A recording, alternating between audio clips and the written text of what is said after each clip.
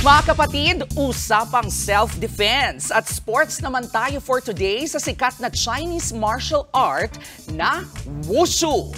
Sa Chinese, ang literal na ibig sabihin ng Wushu ay martial technique o martial art, as in Chinese martial art. Pero paano nga ba ito nagsimula?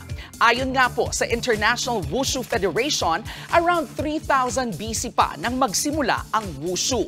Sinasabing na-develop ito bilang depensa kontra sa mga mababangis na hayop at sa iba pang banta ng tao.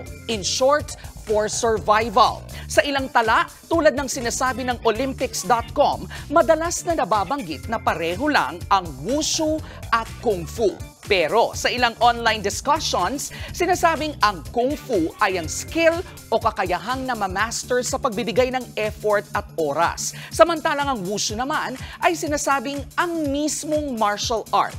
Tulad ng sa mga napapanood po nating Chinese combat movie, may daan-daang style at fighting techniques ang Wushu.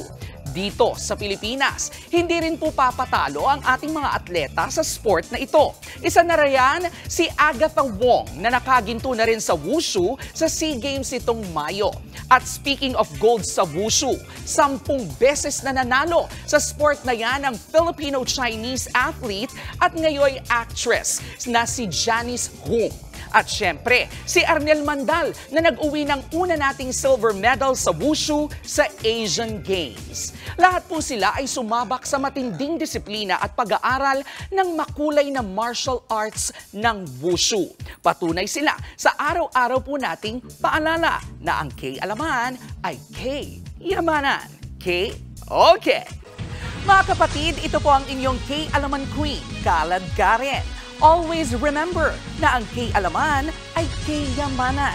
Kaya para sa latest showbiz news at dagdag impormasyon, mag-follow at mag-subscribe sa social media pages ng News 5. K-okay.